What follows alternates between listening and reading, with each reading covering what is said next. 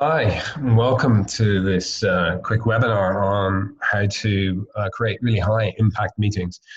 My name is Cian McLaughlin. I'm the founder and CEO of Trinity Perspectives. We're a sales training and advisory business based in Sydney, Australia. I'm also the author of the Amazon best-selling book, Rebirth of the Salesman, and I'm a regular sales and marketing commentator and blogger.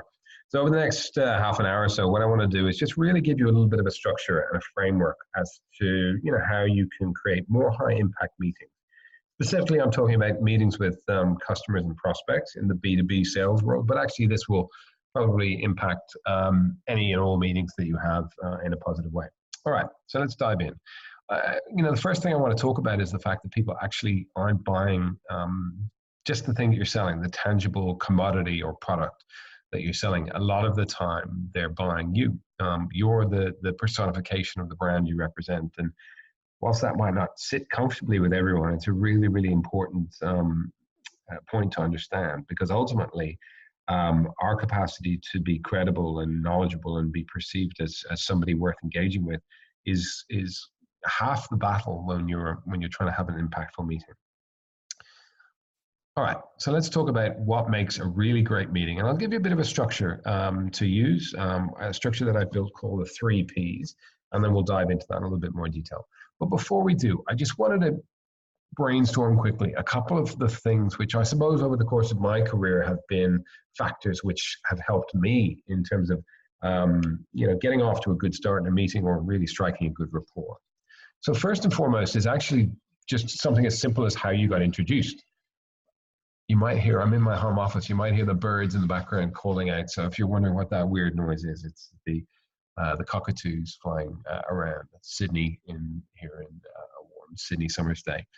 So how you got introduced, what am I talking about? I'm talking about the impact of warm introductions and warm referrals, and the fact that in that situation, the trust that the person who is referring you has gets transferred. So you get off to a running start straight away. You're not having to build trust. You're actually having to retain it because someone has introduced you and they've said, look, you should catch up with Cian. He knows what he's talking about. He's a bit of an expert in this area.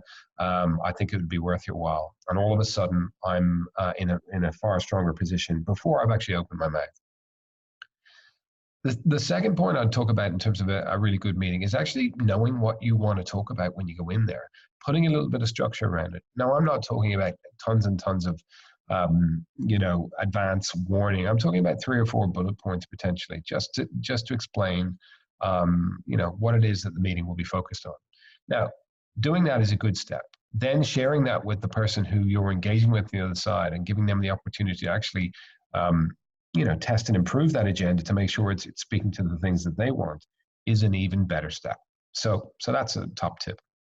Now, great meetings are contingent on who's on the other side of the table from you. Your ability to engage with and influence those individuals is really important, but you have to have the right people in the room in the first place. Now, that's about understanding who it is within the organization that can influence a decision or can make a decision or, is in some way involved in influencing an outcome that is aligned with what it is you're trying to achieve. It's very easy in a meeting, particularly if you're going to be, running a pretty short meeting, to just blast straight into it. Open your laptop, get straight into the presentation. But that's a missed opportunity. What we need to do is establish ourselves at the start. Who are you? Why should I listen to you? How long have you been doing this? Who else have you worked with that I might know? Really, really important step. But also at the start of the meeting is establishing who's on the other side of the table and what it is they want to get out of the room. And one way to do that is actually some advanced research. So I'm talking about, of course, reading annual reports, spending some time on the website. I'm talking about doing a little bit of cyber stalking and checking out people's LinkedIn profiles and any content they've written or videos they might have recorded. But I'm also talking about having an internal coach or sponsor or someone on the other side of the table who you can have the cup of coffee meeting with or the phone call, and they will give you the lie of the land. They will tell you what's happening and what's important. Success criteria. So what I mean by that is going in with a very clear idea in mind as to what it is that you want to get out of the meeting. Ideally, you want to understand the success criteria for the folks on the other side of the table as well, but it's very, very important that you've got your own criteria. How do you know if it's been a successful meeting? I'm a big, big advocate on the impact and the power that stories can have in terms of translating a new idea into someone's mind or making a message stick. Now, it's important that these are the right stories told in the right way at the right time. But assuming that you have those stories in your kit bag, which most of us do if we've been in business for a few years, it's really, really, really important that we get smart about how we tell those stories. I'm not a big fan of having people sitting back in their chairs with their arms crossed, in front of their chests and passively listening to the content that we're sharing. Ideally, what we should be doing is creating a dialogue, not having an endless monologue of us talking at the front of the room. So it's really, really important that we get people talking. And obviously, if we've got some strong executive sponsorship in the room, getting the executives to participate, to share their ideas, to test and improve what we're talking about is a really, really good way to increase the level of engagement. Asking for questions is always very important. Now, there's two schools of thought. You can have questions as you work through the session or the meeting, or you can hold questions till the end. But in either case, it's really, really important that you're opening up to questions, but that you're asking really good questions as well. And when I talk about quality questions, that's really about you asking great questions. And the funny thing about great questions is that the better the question you ask, the better the answer you get, and invariably the more it moves the conversation forward. It's really, really easy, particularly when you've been in business for a few years, to jump to the end of what someone's saying. Go, yep, I know what you're talking about, absolutely, and let me answer that question for you. But there's a huge risk associated with that.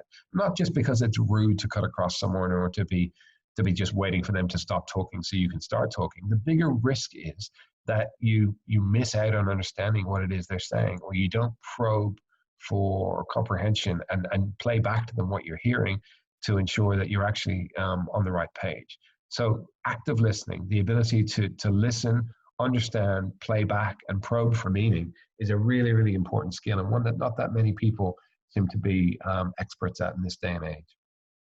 What I'm talking about here in relation to dry runs is the concept of, for your larger or more important meetings, actually doing a dry run in advance in your own office with some colleagues around you to work out your messaging, to make any of the mistakes you're going to make in a safe space, and to test and improve what you're going to do. So good practice is doing dry runs in advance. Best practice is inviting someone from your customer or prospect to sit in on the dry run, actually be there in the room or maybe via Zoom, and to listen to what you're talking about and give them an opportunity to poke some holes in your content before you actually have the presentation itself. So the great thing about that is it kind of gives you two bites of the cherry. It might sound like a weird thing to say or a weird thing to offer, but you'd be amazed at just how often an internal coach or sponsor will take up the opportunity if it's given. And the key reason for this is because even though they might be on the customer side, there's still a little bit of pressure on them to make sure that this is a good meeting, if they're the ones responsible for getting all their colleagues in the room. So you're giving them an opportunity to ensure that it is actually a good meeting. And that's something that many people would appreciate. I talked a moment ago about how you start your meeting. Well, how you finish your meeting is equally important. It's very, very easy to rush through, the last couple of minutes of a meeting, or have someone knocking on the door trying to, take the meeting room away from you.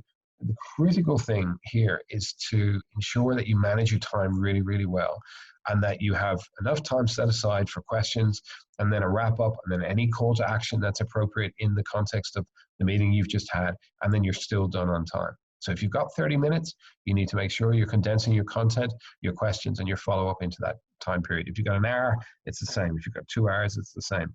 Time management is one of the most critical skills of any great meeting. I spoke a moment ago about how you introduce yourself and how you've got introduced, but equally how you introduce yourself at the very start of the session, just as I did when I talked about my name and the company I come from and what we do, and a little bit about my credibility. This is what helps you to get your message to land, to make sure that people go, oh, okay, maybe I should listen to this. This person might have something to say that could be valuable to me. When I talk about having a sponsor in the room, that's somebody who is on the customer side of the table, but is engaged with or cares about the thing that we're talking about. And maybe, just maybe, will go into bat for us. and speak about the merits of our solution, or talk about the impact they feel it could have, or maybe they used it previously and they had a really good experience. Being very, very clear on where to from here. What are the next steps? What are the actions? What are the owners? What are the time frames? Who does what is really, really important. And then finally, just working out whatever else works for you, because we've all got the things that we use ourselves and that we find work most effectively. So I'd encourage you to keep doing those, but maybe think about one or two things from this list as well if you want to have a really strong meeting. Okay, so I mentioned that I've created a little bit of a framework or a structure that you can use to make sure that you're really nailing your meeting. So let me kind of bring it up one by one, and we'll talk about it, and then I'll dive into a little bit of detail. So the first thing I want to talk about is this concept of persuasion. And persuasion is this idea of people being persuaded around your solution, or you as an individual, or your company, before you actually have that first conversation with them. If you're not familiar with the term persuasion, I only learned it a couple of years ago myself. It's a strange concept, but it's really, if you think about it, using a farming analogy, it's about getting the soil ready before you plant the seeds. And there's a million things we can do, big and small, to get the soil ready, or to get someone's mind ready for the ideas that we want to implant before we actually engage them for the first time. So where they come from as a lead, have they consumed lots and lots of our content? Have they been warmly introduced to us by somebody else? Have we done really, really good research on them? Have we done our dry runs in advance? Have we sent them an agenda? Do we make sure that we're setting up for the meeting in advance and checking the technology? Have we done really good introductions at the start of the meeting? Have we shared any information in advance of the meeting? And a ton of other things. So this is effectively before you've even opened your mouth in a presentation or a meeting. All of this stuff can be done. And all of this stuff speaks to your professionalism, your preparedness, to the quality of the content you have, and a million other different things. Really, really interesting to think about how much persuasion opportunities exist and how rarely we understand to take advantage of them. Okay, so that's persuasion.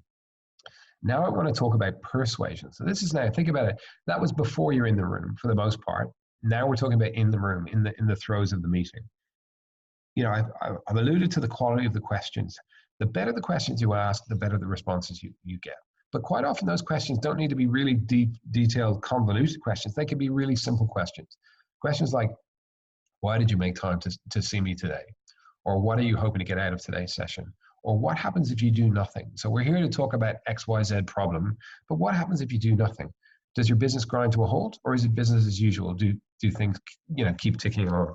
These are the sort of questions that often elicit very, very interesting answers and start other conversations which can lead to the real business problem that's lying just beneath the surface. My philosophy is really simple in terms of how to run a good meeting.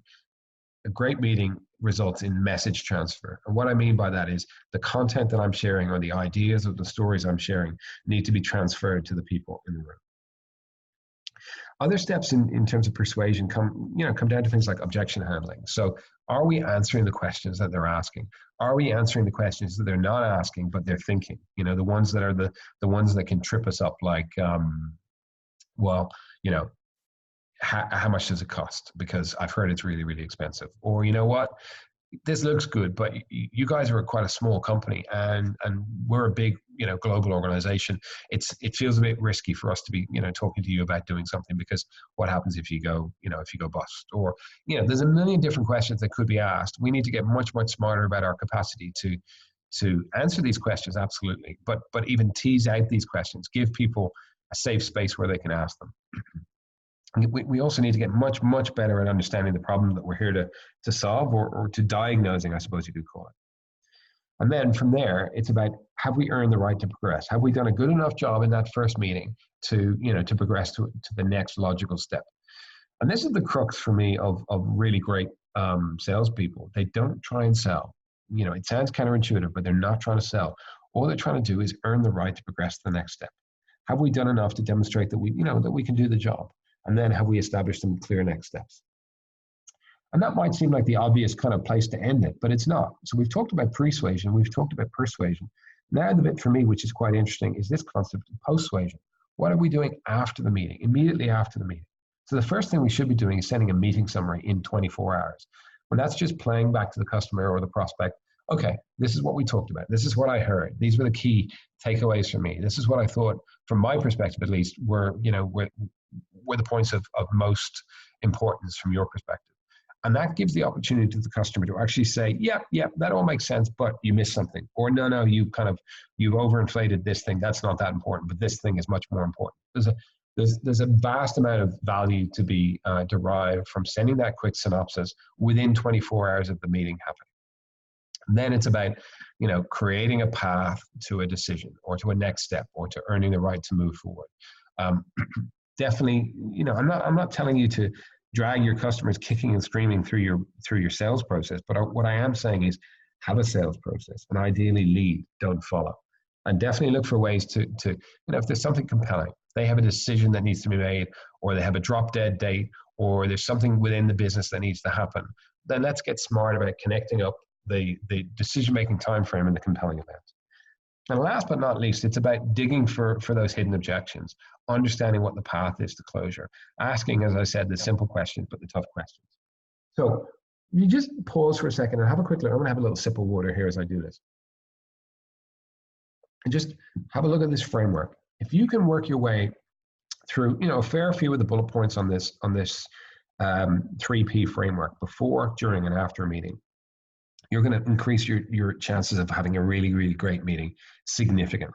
Because this is about sales execution and professionalism, doing a good job. And I just want you to get really, really clear that a lot of the decisions that get made in B2B purchasing, you're not 50% better or 50% worse than your competition. It's small increments of 1% and 2% of professionalism and execution and quality of questions and quality of follow-up and all these other little things which are about being a sales professional. And if you can tick off quite a few of the steps here on this one-page framework, you'll be far, far closer to ticking off those 1% and 2% along the way, and it'll increase your hit rate significantly. It should do.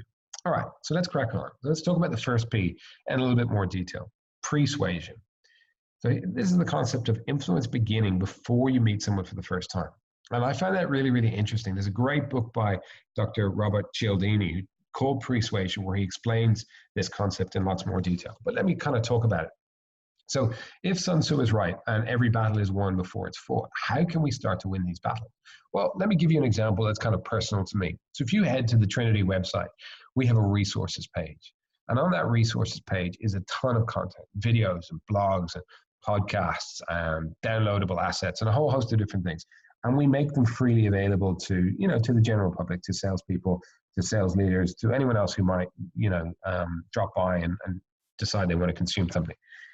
And what does that do? What that does is when people reach out to us that have read our content, watched my videos, read my blogs, they're persuaded to a large extent. They already have extracted value from the content. They already see me as a credible, knowledgeable expert. And the first conversation we're having is very, very different to how that conversation might go if they hadn't read any of my content, because they already see me as an expert. Equally, when I get warm introductions from people that I know, that I trust, that are part of my network, to people that they know and trust, those first conversations go incredibly well, because we're skipping past all the getting to know you bit. We're getting right down to the heart of, what's happening, what's the problem, how can I help, and the trust is transferred. So it's really, really, really important that we understand this.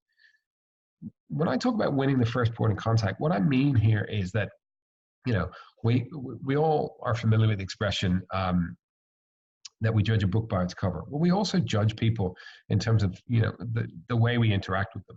So if you're responsive, if you, you reach out and send a really good email, or you pick up the phone and give someone a call and have a great conversation, if you're professional, if you're,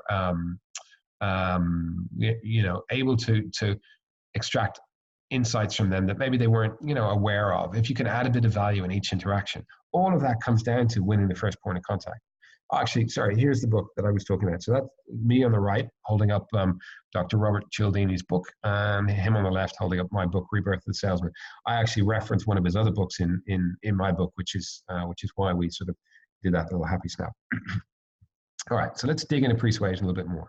The process of arranging for people to be receptive to a message before they encounter it. And this is a quote from Dr. Cialdini's book.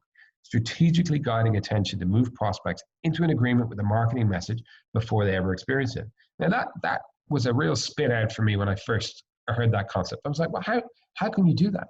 But you can. There's so many different ways you can make people receptive to your message before you ever give them your actual message.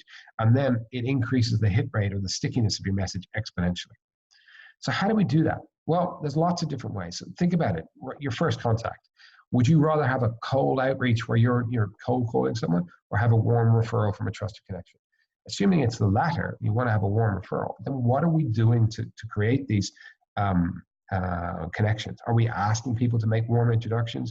Are we just hoping they'll do it? Are we easy to refer, easy to introduce? Or are we quite difficult? I'm a big fan of tailoring content, making things bespoke and personalized to people, and not just making it sort of generic and bland and automated.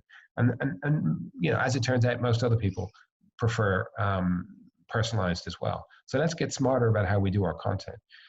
Marketing automation is a great term, and it's really, really good for the vendor, but it's not that good for the recipient, because it means the message is bland and it's not personalized. So just think about that when you embark on a new marketing campaign, and just think about what the recipient is going to feel like when they receive your email or your EDM. In his book, Dr. Cialdini talks about this concept of privileged moment.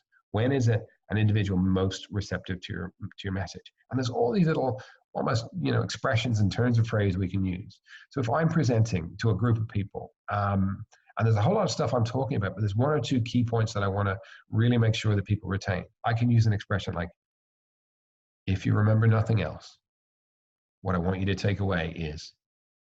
And then I've created a privileged moment. I've prepared people. Everyone's sort of getting off their phones and they're looking up and they're leaning forward and they've got their pens poised and ready, because we've created a moment where we want people to be receptive. We talk about this Google test, and that's just, what shows up when people research us. I mentioned cyber stalking, not stalking, but cyber researching our prospects. They do it to us as well. So just get really, really clear about what actually shows up, and is it telling the story that you want it to tell? And then this idea of as Dr. Cialdini talks about, the commanders of attention. So whether something is a little bit unusual or threatening or mysterious or interesting or a bit of a cliffhanger, these are devices that filmmakers and authors and playwrights have used, throughout the centuries, to create engagement with their work. But we should be doing this as well in a sales context or in a presentation context when we get up in front of an audience. Let's get smarter about the way that we create engagement. Look, I have a big frustration. My company, Trinity, we do a lot of win reviews and loss reviews around the world. And one of the biggest frustrations we hear from customers is about just poor sales execution, lack of professionalism, lack of preparation. If you fail to prepare, you prepare to fail. It's as simple as that. So if you show up on time and anything goes wrong, you're going to be late. So for me, on time is late. You need to get to these meetings early. You need to know about your environment. You need to test out the technology in advance. You need to know who's going to be in the room. You need to do all of this sort of stuff in advance. And that's not best practice. That's just the price of doing business. So how do you present? How do you do a really, really good presentation? First of all, you need to understand that you might be anxious. You might be a little bit nervous. You might be a little bit uncertain. That's okay. That's perfectly normal, perfectly natural. It's how you channel that anxiety and how you use it to your advantage. That's the critical thing. So understand it, recognize it, and then use it to your advantage to give you that little burst of adrenaline or burst of cortisol that you can get your energy up and be ready to present. Don't worry about following all these rules of great presenters never put their hands in their pockets. Great presenters make eye contact for 3 seconds. That's all nonsense. Yes, there's some rules of thumb, some things you can follow. But the really important thing you need to think about is, did I get my message across? Did people understand it? Can they remember it? Can they recall it? And maybe even can they replay it back to someone else?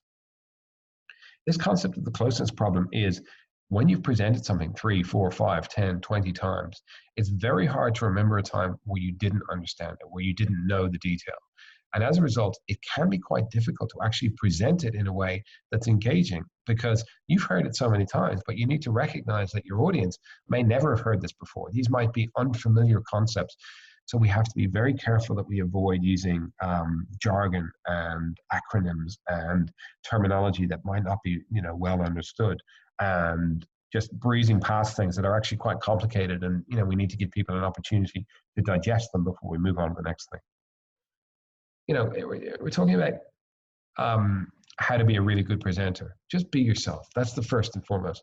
One of the strangest things I see is people, even people I know, and they're lovely human beings, really funny and they're really friendly. And then they get up to present and they go into presenter mode. And it's almost like they've flicked a switch and become someone else. Don't do that. Just be yourself. Just be natural. If you stumble over your words, it doesn't matter. You keep going. If you forget something, you tell your audience that you forgot it and you move on, and then it'll reoccur to you and you come back. Just relax and recognize that it's actually not about you. It's about your audience, it's about their needs, and also about your capacity to get the information out there and share the knowledge. And lastly, coming back to anxiety again, the easiest way to control it is just by understanding it, and also just mitigate it by getting there early, by knowing your environment, by familiarizing yourself with your content, by working out the questions you might get asked in advance, and then coming up with some solid responses to that.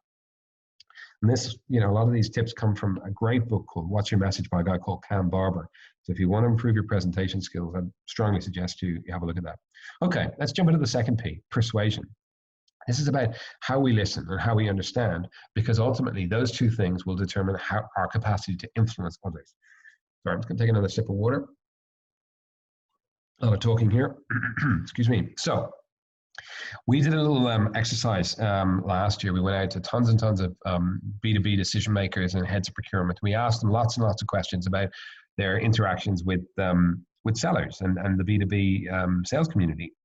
We asked them what their biggest frustrations were. And the two words that cropped up most frequently were these two words. They don't listen and they don't understand. We have this innate desire to sort of get into presenter mode, to what I call show up and throw up. You've got to hold back on that, because the reality is there's no point presenting until you've earned the right to present. There's no point talking to people about something until you understand what it is they need, what their problems are, what their pain points are. There's a great quote from Oprah. She says, "What is our intention with this meeting? What's important? What matters?" And that last point particularly, what matters, is critical, because unless we've done some level of due diligence or discovery, and I'm going to talk about discovery in a moment, then we don't know what matters. We might have an idea, we might have made some assumptions, but we just don't know. And so the really, really great sales professionals, presenters, that's where they focus most of their time and effort, on finding out what's important. And then they join the dots between what's important and the stuff that our product or service can deliver. Otherwise, what we're doing is we're trying to do a jigsaw with all the pieces upside down. But what I'm suggesting is, if you do some good analysis at the front end, all of a sudden we get access to the pieces turned over, and it's much, much easier. And this is about discovery. So discovery is just a term. We call it needs analysis, discovery, just having a chat at the front end. But really what we're saying is uncovering specific information about a customer. Good questions, detailed questions. And what you find out from discovery should inform the entire rest of your sales cycle, from negotiation, closing the sale, and everything else. Lots of people do it well, some people do it badly. So here's my tips, and I'm just going to bring them all up and I'll talk to them quickly. So put more time, put more thought, put more effort into discovery. If possible, try and avoid the pricing conversation, because people will want to drag you into that. And that's okay, that's their right, that's their prerogative. But at the same time, we need to be really, really sure that we're not getting bogged down in pricing. Understand that negotiation begins in your very first customer interaction. They will be making comments that you can extrapolate into negotiation, but equally you'll be making throwaway comments that they might extrapolate. So be very, very, very careful of that. Put more time, put more thought into researching the company, the people you're going to be meeting, their industry. So you come in with an insight, a perspective, rather than saying, hey, tell me about your business, tell me about your industry. It's not their job to do that anymore. There's too much information out there freely available to be asking that question. Speaking of questions, if you're going to be asking questions, make sure they're good questions. And you should be asking lots and lots of questions, because obviously that's where you're going to extract most of the insights that you get and you'll use over time. Take a ton of notes, because these will become what you will go back to time and time again as you move through the sales cycle. And you should be capturing those notes ideally in your CRM system. And last but not least, like curiosity, preparation, professionalism. If you can tick those three boxes, you're in a really, really good position in terms of having a successful career in sales. Lose the curiosity, lose the professionalism, lose the preparation, and you start to sort of come apart at the seams. So all three of those are really, really inextricably linked. So I mentioned this concept of showing up and throwing up. What I mean by that is you just get straight into pitch mode. It's like, okay, I got an hour. Right, let's go. Boom. Here's my demo. Let me start talking. That's such a missed opportunity. And it's, look, to be honest, it's an amateur mistake to make. It's a rookie mistake. We need to be better than that. We structure the time that we have available. A portion of it goes towards discovery. A portion of it goes towards presenting. A portion of it goes towards questions. A portion of it goes towards wrap up and next steps. And then we're out of the room on the hour, or within the time we have available. So let me talk about this concept of answering the so what question. Look, we've got a ton of great customers. Look at all their logos behind me on the slide. Stop doing that. It's a bad strategy for a couple of reasons. One, because you're actually creating reference calls straight away, because everyone knows everyone these days. If you put up 20 logos, I'm going to scribble down the names of those companies, and I'm going to go and reach out to people I know there, and I'll start doing reference checking on you straight away. And that's a very, very risky strategy that you're actually introducing into your sales cycle. Instead, try something like this. Look, I'd like to highlight 3 specific customers to talk about. They're coming from similar backgrounds or businesses, or they had similar issues to you. These could be some good customers for you to have a chat to further down the track. It's much more appropriate, ring fencing the reference checking, but also you're making it personalized and relevant. Hey, you know what? We've won a ton of awards over the years. Aren't we great? I don't care. I don't care because you haven't given me the context as to why I should care. We're really, really proud of the industry awards we've won, because we've won them with our customers. You never know. This project we're working on might be nominated. Wouldn't that be a really, really cool thing? Now I care because you've given me the context. We have a low employee attrition rate in our business. So what? What I might be thinking is, well, you can't get rid of people because they're terrible. Or yes, they're there, but they're not engaged. Tell me why I should care. Our staff are really loyal. This gives us great, really good continuity. People stick around for ages, and they learn a ton of stuff, and they have really deep domain expertise. And you know what? You're the ones who benefit from that. Oh, okay, cool. Now I get it. Now you give me the context. And that brings us to the third P, persuasion. This is about influencing others to take action based on our understanding of their needs. So I like this quote from Jeff Haddon. Great meetings result in decisions. What, who, when? Was that when? When? Yes, it was. So for me, this is about the objection handling, the questions, digging for hidden objections, really going deep and starting to find out. So how do you do that? Look, if there's an elephant in the room, you call it out. So are you the most expensive? Are you a new solution? Are you still in startup mode? Do you only have a small consulting team? Is there some risk around your product or your service? Call it out and manage the message, because not only do you manage the message, but it also speaks to trust. Work out ahead of time what questions you're going to get asked, and then work out how you're going to respond to those so you have a consistent response.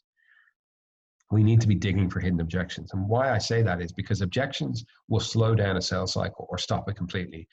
Even if they're buried, it'll still have the same effect. So we need to be the ones to dig them up. One of the best things we ever did was we created an FAQ list around win-loss reviews, and we stuck it on our website. And now people download it all the time. And not only does it answer their questions, it's become a lead magnet for us as well. And then get really smart about leveraging, what our competitors are saying about us and how they're positioning, and, understanding the competitive landscape, because that'll have a material impact. And look, I alluded to this at the start, so let me just recap. The secret to sales, in my opinion, and this might sound like a throwaway line, but it isn't. The secret to sales is just about earning the right to move to the next step. Go in with the heart of a teacher, not the soul of a salesperson. Give before you gain. Create some reciprocity. People are going to want to reciprocate to you because you've given them a ton of value already. I mentioned this. Put an email together 24 hours after a meeting. What's this going to do? It's going to demonstrate you've listened. It's going to give them the chance to test and improve what you've said. It's going to make sure you're on the same page. Now you can do it. This shared sense of purpose or momentum or next steps, path forward. If someone's a tire kicker and you've given them a whole lot of activities to do, they're going to not do them. And that's going to make it really clear to us that actually they're not that engaged. Ton of stuff. Okay, so let's just wrap this up quickly. So how do you have a high impact meeting? Firstly, recognize that really good meetings start long before we enter the room. This is the persuasion phase. You have to recognize that as much as anything in the B2B world, you're the brand that you're selling. Really great discovery, really, really good questions, active listening, looking for ways to provide value at each interaction. Yes, sell to people's hearts, absolutely. sell to their heads as well. But don't just sell to their heads. That's kind of a trap that we fall into. We make decisions with our hearts, with our guts. We make decisions with our limbic brain, and then we justify them with logic and with, information. We need to sell to both those things, and always, always, always answer the so what question.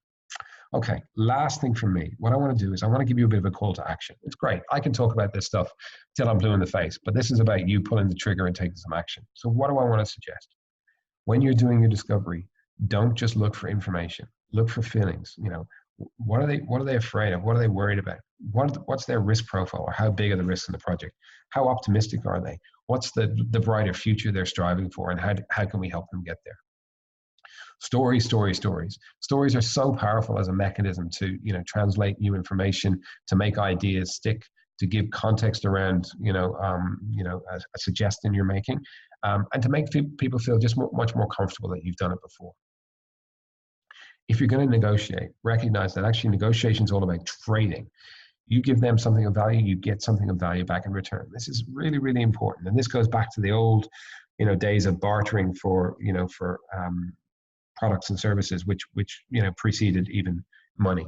Negotiation has to be a two-way street, and there has to be an equal exchange of value. Don't just focus on the meeting. Focus on what's happening before and what's happening afterwards. This is what the really, really great sales professionals do. They recognize that a meeting doesn't sit in isolation. What happens before and what happens afterwards will have a material impact. And lastly, curiosity, commitment, compassion. If you have those three things, in addition to the professionalism and the preparation I spoke about, you'll go far in the meetings you run, in your sales career, because that cuts through. That gives you a level of engagement that other people don't have. And that's it. Unfortunately, there's no opportunity for questions now because I'm just recording this webinar, but please do reach out to me if you have questions via LinkedIn, via email, drop me a note, give me a call. Very, very happy to chat. I'll share a copy of this with you, and if you want to go to LinkedIn and connect with me or sign up to the Trinity blog, you're very, very welcome to do that as well. Hi, folks. Thank you so much for being here and for your input today. Hopefully, it was a worthwhile session. Love to hear your feedback on how your meetings go. Love to hear any tricks that you use, and I'll speak to you soon. Bye.